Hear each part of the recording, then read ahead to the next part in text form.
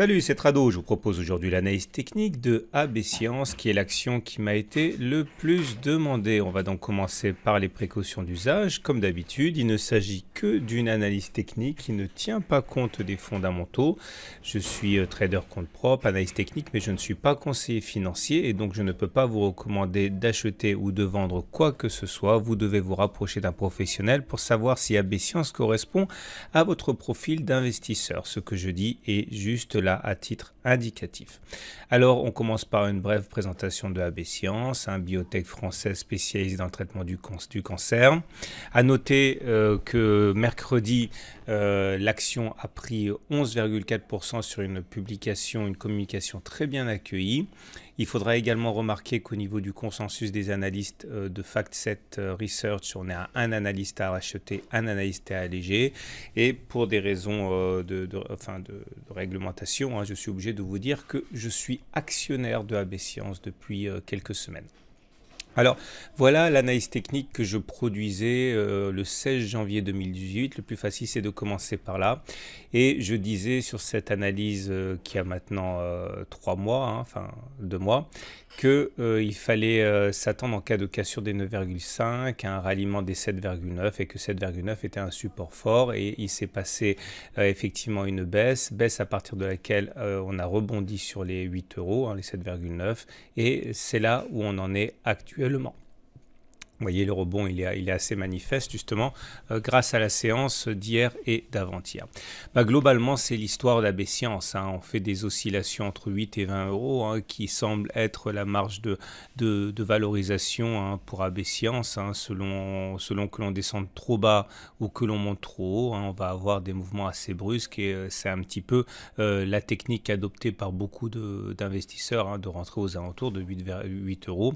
Et on voit la montée des volumes, justement, cette semaine qui montre bien ce regain d'intérêt pour une action qui a beaucoup baissé justement précédemment. Alors, est-ce que la hausse peut durer? On va voir ça au niveau des indicateurs techniques. On voit tout d'abord que le RSI est au-dessus de 50. Ça, c'est une bonne chose. Quand le RSI passe au-dessus de 50, la dernière fois, c'était ici. Vous voyez, on a une poussée haussière. Et puis, on a également, et surtout, j'ai envie de dire, un non-croisement sur MACD. Le MACD, c'est la courbe bleue là. Et quand le MACD fait semblant d'aller croiser son signal en rouge et qu'il repart vers le haut, généralement, ça donne des choses qui sont pas mal. Ça s'est produit ici. Là, vous voyez, derrière, on a eu 2 grandes bougies hebdomadaires de hausse. Donc partant de là, quelle est la stratégie à adopter pour les investisseurs de long terme? Alors si vous êtes un investisseur de long terme, il faut que je vous explique d'abord ce que c'est qu'un support et ce que c'est qu'une résistance. Un support, une résistance, c'est une zone qui est difficile à passer. Par exemple, vous voyez, la zone des 16,6, 18,1 euros est très difficile à passer. On n'arrive pas à clôturer au-dessus.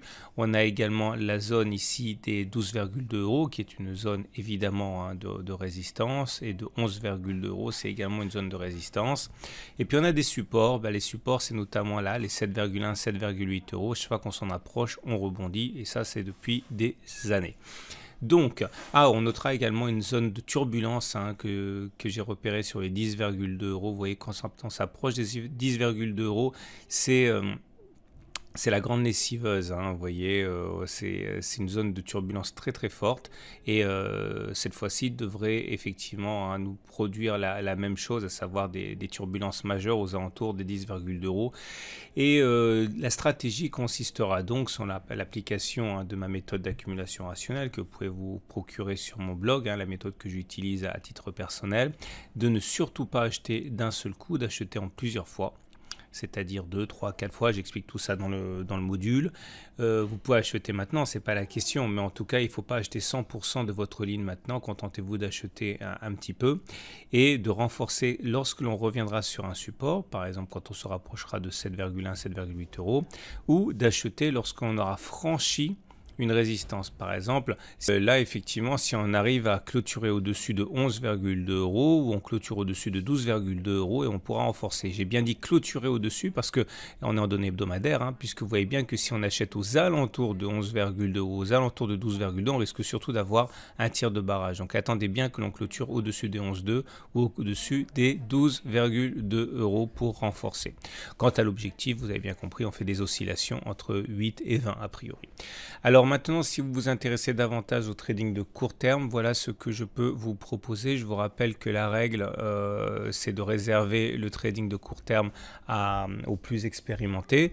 Ensuite, au moment où l'on entre, eh bien, il faut absolument que ce que vous avez à gagner soit 2 fois supérieur au risque que vous prenez, ok, pour que ça vaille la peine.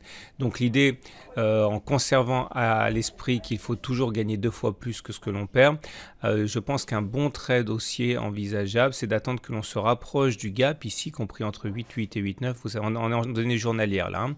Donc c'est un gap et donc les gaps jouent un rôle de support. Donc si vous voyez que ça baisse, attendez éventuellement, enfin c'est ce que je ferai, hein, pour acheter et viser 10,2. Attention, au moment où on achètera, il faudra que ce qui a à gagner soit 2 fois supérieur à ce qui a à perdre. Et ce qui a à perdre, ce serait une clôture en dessous des 8,8, 8,9, puisque c'est un support. S'il devait être comblé, on risque d'avoir une accélération baissière.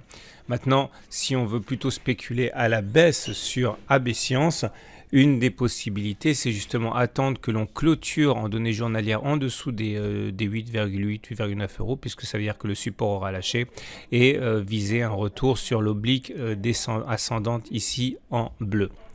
Et donc à partir de là aussi, il faudra bien faire attention à ce que ce qu'il y a à gagner soit 2 fois supérieur à ce qu'il y a à perdre. Et ce qu'il y a à perdre, c'est le cas où les cours remonteraient au-dessus de la zone des 8,8, 8,9, montrant que cette zone n'est pas résistance, hein, après avoir été support. Donc voilà ce qu'on pouvait dire pour AB Science. J'espère que ça vous a éclairé un petit peu. Je vous rappelle que sur mon site, vous retrouverez tous les jours de nouvelles analyses techniques.